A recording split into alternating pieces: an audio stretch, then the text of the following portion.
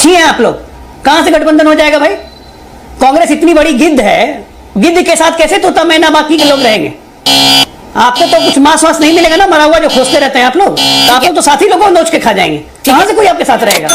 Xi Jinping का order था कि नहीं जाना कांग्रेस, चीन के आगे शी जिनपिंग का ऑर्डर आया था कांग्रेस पार्टी को, वो जो समझौता हुआ था एमओयू में चीन को कि जहां शी जिनपिंग नहीं जाएंगे वहां कांग्रेस नहीं जाएगी। ये स्थिति जवाब मिल गया देश को, देश को जवाब मिल गया दीपक जी कि कांग्रेस ही क्यों नहीं आए। नहीं दीपक जी, नीतीश कुमार से कोई पक्का तलाक नहीं हुआ है बीजेपी का, वो अभी भी लिव इन रिलेशन में है बीजेपी के साथ, ये समझना होगा आपको। उनके हाव भाव से, उनके क्रियाकलाप से। प्रियंका गांधी की आज सभा थी ना टोंक में, बड़े बड़े ज्ञान दे के आई, लेकिन उस दलित लड़की के लिए तो कुछ नहीं निकला। आज खुद के दलित होने का एहसास हो रहा है कि हम दलित हैं इसलिए हमको न्योता नहीं दिया। मैंने पहले ही बोला था, लगातार दोगली बातें।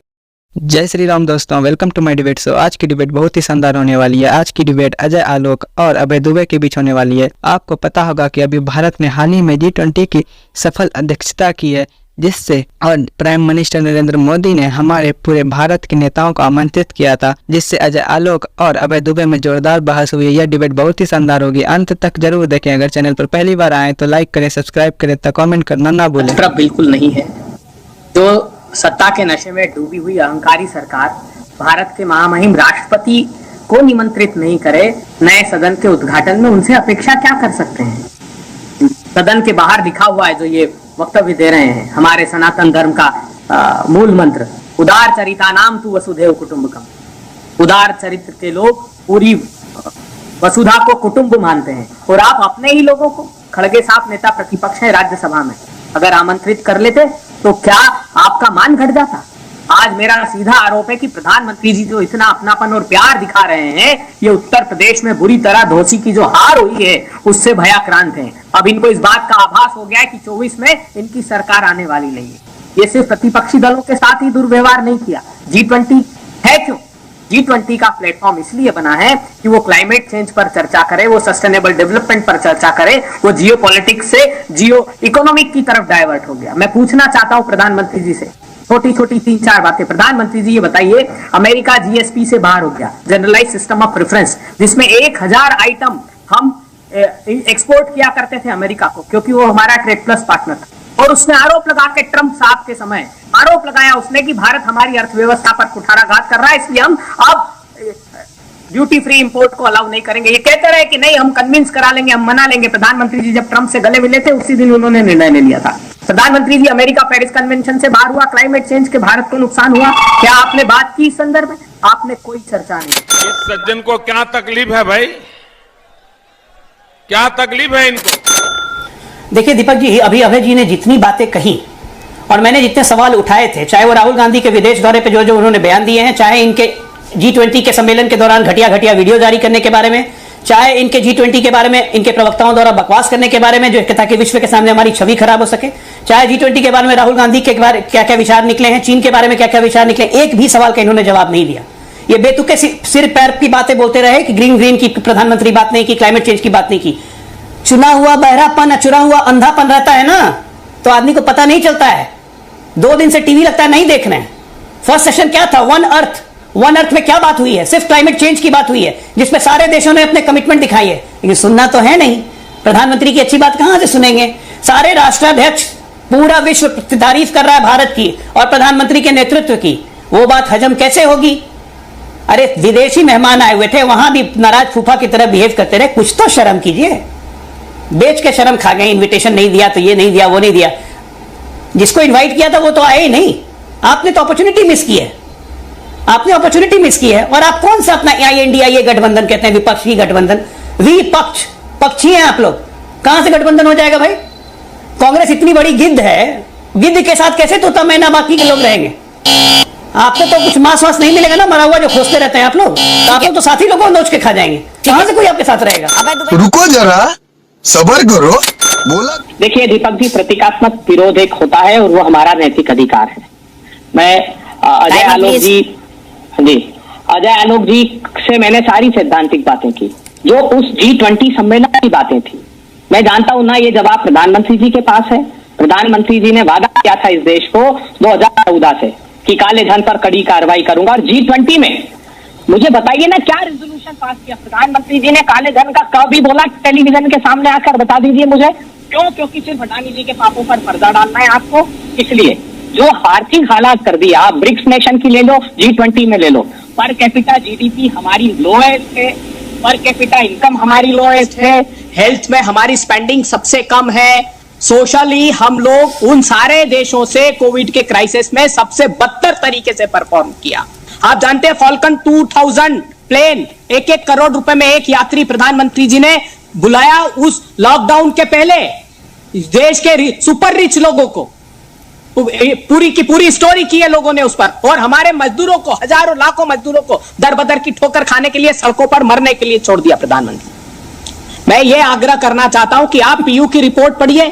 पीयू की रिपोर्ट में जो इंटरनेशनल अफेयर में प्रधानमंत्री जी के काम को 40% लोगों ने नकारा, जो आज तक कभी नहीं हुआ, और खास करके यूरोपीय यूनियन के देशों ने, फ्रांस ने, पोलैंड ने, अफ्रीका ने, साउथ अफ्रीका ने 37% लोगों ने। जी तो दीपक जी, मेरे कहने का आशय यह है कि सैद्धांतिक मुद्दों पर बात होनी चाहिए। अजय आलोक जी को थोड़ी गाली गलौज कम करना चाहिए। जो विशेषज्ञ डॉक्टर लगाए ना, उसका मान रखें। मेरे को जानता नहीं है ये। मैं हाथ जोड़ के कहता हूं दीपक जी, इनको बोलिए अभय दुबे जो को कृपया करके 84 प्रपोजल जो पास हुए हैं उसको पढ़ लें। बिना पढ़े हुए आके दर्शकों का समय नष्ट कर रहे हैं। प्रधानमंत्री ने ओपनिंग स्टेटमेंट फर्स्ट सेशन में यह बोला था कि इस G20 का मकसद जीडीपी सेंट्रिक नहीं, मानवता सेंट्रिक होना चाहिए। बिना पढ़े लिखे आज कैसे अभय दुबे जी आ गए? ये तो पूरी तैयारी के साथ आते हैं। फर्स्ट ओपनिंग स्टेटमेंट नहीं पढ़ी है इन्होंने। 84 प्रपोजल पास हुए हैं। मल्टीलैटरल, मल्टीनेशनल बैंक्स को मजबूत करना है, बैंकिंग प्रणाली को, ताकि काले धन का प्रवाह जो टेरर फंडिंग में होता है उसको खत्म कर सकें। प्रपोजल है ये। क्या कर रहे हैं भाई जी आज आप? बिना पढ़े लिखे तैयारी क्यों आ गए हैं? 84 प्रपोजल पास हुए महाराज। बढ़िया था गुरु। दीपक जी, अजय आलोक जी को समझना चाहिए कि जो वक्तव्य ये देते हैं प्रवक्ता, और जो असल में सरकार करती है, 90% तक हेयर कट दिया है आपने। आप जानते हैं जो आईबीसी लेकर आए ना, आप बैंकिंग कोड जो लेकर आए हैं, उसमें अडानी के रेडियस G20 की बात कर रहे हैं सर। जी उसी की बात कर रहा हूं दीपक जी, उसी की बात कर रहा हूं मैं। ये जो काले धन के मुखोटा लगाकर बैठे हैं ना, वो 8-8 हजार की करोड़ की कंपनी को 300 करोड़ में सेटल कर रहे हैं। आप जानते हैं ये हर्ष गोयन का ट्वीट कर रहे हैं, देश के बड़े उद्योगपति। देखिए उनका ट्वीट कि एक्सचेकर की लूट हो रही है, एक्सचेकर के पैसों की। प्रधानमंत्री जी, इसको रोकिए आप। लेकिन सिर्फ ये टेलीविजन के चैनल पर वक्तव्य देने के लिए आ जाते हैं और जमीन पर उन भ्रष्टाचारियों का साथ देते हैं खड़े हुए लोगों के। आपको क्या हुआ? इलाज कराइए थोड़ा सा। डॉक्टर साहब, अच्छे डॉक्टर को दिखाइए। आप और आपकी सरकार को, इनको राहुल गांधी इफेक्ट हो गया। इनको राहुल गांधी इफेक्ट हो गया। आप ये बताइए कि प्रधानमंत्री जी ने जो कमिटमेंट किया था 2014 में अडानी पर क्या एक्शन लेंगे? क्या मुंह दिखाएंगे? क्या विश्व के देशों को ये पता नहीं है? विश्व के देश का अध्ययन नहीं करते? से आ गया भाई। हाँ तो काले धन पर काम होगा। G20 पर हुआ, पूरा विश्व तारीफ कर रहा है। क्लाइमेट चेंज पर काम होगा। क्या हुआ बताइए? भारत में 20 करोड़ लोग खतरे में बाहर हो गए। अमेरिका भारत में 20 करोड़ लोग खतरे में है, हाँ या ना?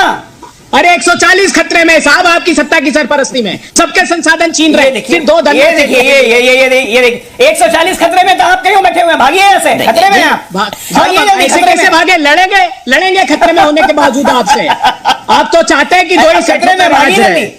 अच्छा, झगड़ देश के लोग, मैंने टाइमर हटा दिया। जनता शुरू कर रहे बहस, सार्थक बहस। झगड़ लिया आप दोनों। ये बड़ी अच्छी बात कही आप।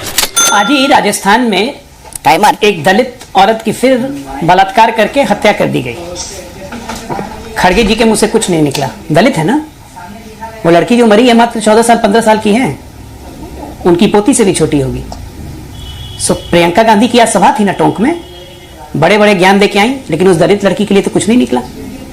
आज खुद के दलित होने का एहसास हो रहा है कि हम दलित हैं, इसलिए हमको न्योता नहीं दिया। मैंने पहले ही बोला था, लगातार दोगली बातें कर रहे हैं। आपने इनसे इतने सवाल पूछे, एक सवाल का आपको उत्तर मिला या आपके दर्शकों को उत्तर मिला? आपने नीतीश कुमार पे पूछा, ममता पे पूछा, स्टालिन पे पूछा, इंडिया पे पूछा, राहुल गांधी पे आपने नहीं पूछा, मैंने पूछा, एक जवाब मिला? एक जवाब? जी, देश का अपमान राहुल गांधी यूरोप में क्यों कर रहे हैं? एक जवाब मिला? घटिया वीडियो कांग्रेस पार्टी क्यों पोस्ट कर रही है जब मेहमान यहाँ हमारे घर में? G20 एक जवाब बीच में नहीं। आपने देश मैं आपके बीच में नहीं बोला था दीपक जी, इनको बात करते हैं आप। 15 अगस्त को इन्होंने कुर्सी खाली छोड़ दी। अब जब बुलाते हैं आप जाते नहीं है, जब नहीं बुलाया है आप आरोप लगा रहे हैं। दीपक जी देखिए, खड़गे साहब जी ने तो अपनी बात कही कि वो क्यों नहीं गए, लेकिन मैं जानता हूं इस हद तक देश को पीछे छोड़कर भारतीय जनता पार्टी ने प्रधानमंत्री जी ने इस हद तक राजनीति करना प्रारंभ किया कि 15 अगस्त के भाषण में भी प्रतिपक्षी दलों की आलोचना करना प्रारंभ। Timer please. तो आप बताइए कि क्या अपेक्षा की जाए?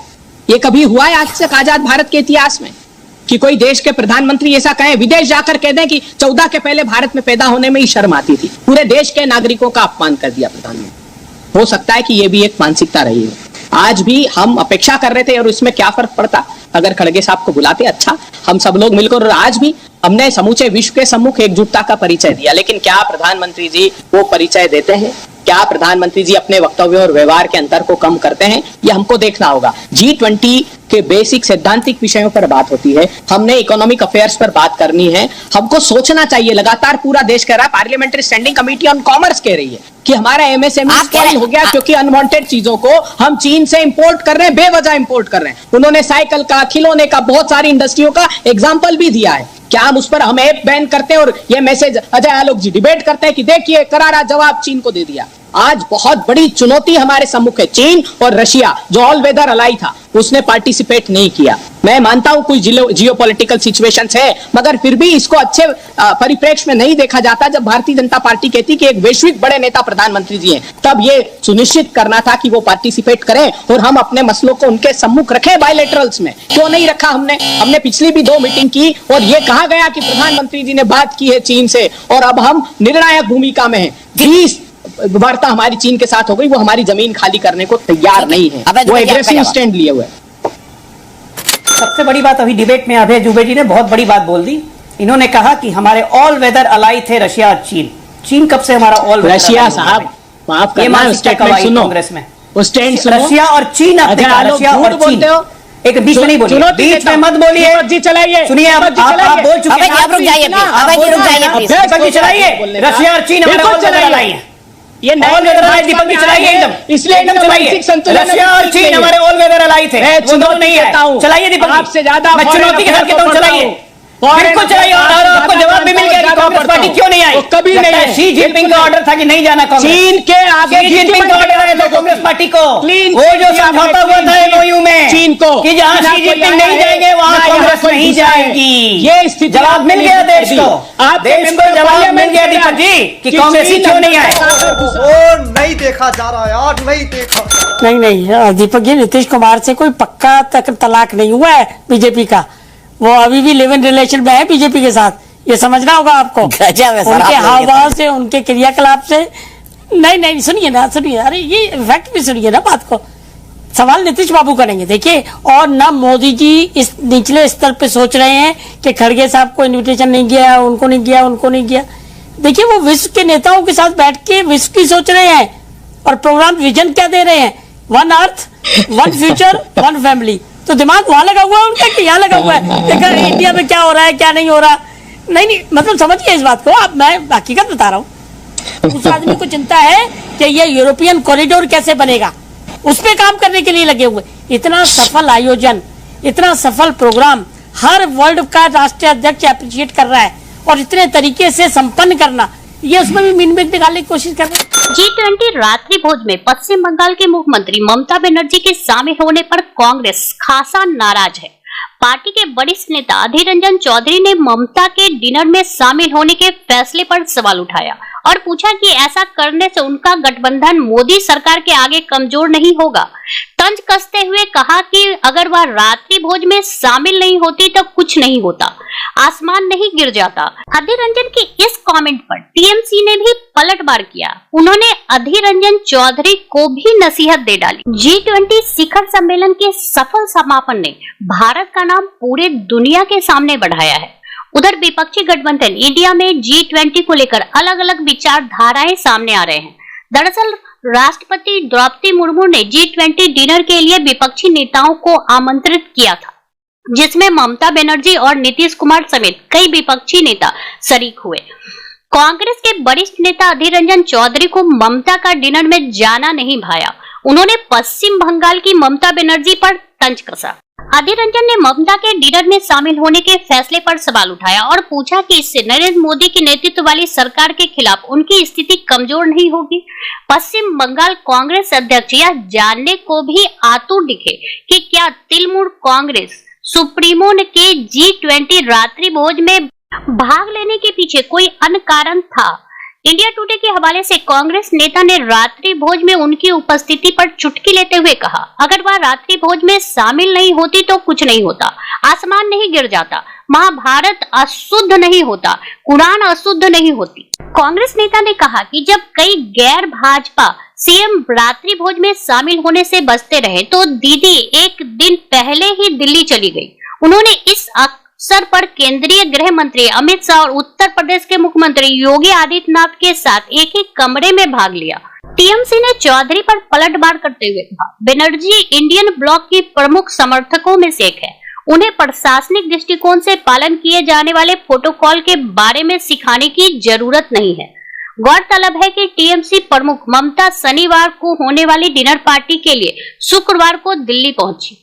चौधरी ने सवाल किया, क्या उनके इस अवसर पर शामिल होने के पीछे कोई और कारण है? उसके बयान के जवाब में टीएमसी राज्यसभा सांसद शांतनु सेन ने कहा कि हर कोई जानता है कि ममता बनर्जी इंडिया ब्लॉक के निर्माण कार्यकर्ताओं में से एक है और कोई भी उनकी प्रतिबद्धता पर सवाल नहीं उठा सकता। इस डिबेट को लेकर आपकी क्या राय है, हमें जरूर बताएं। हमारे साथ जुड़े रहने के लिए चैनल को लाइक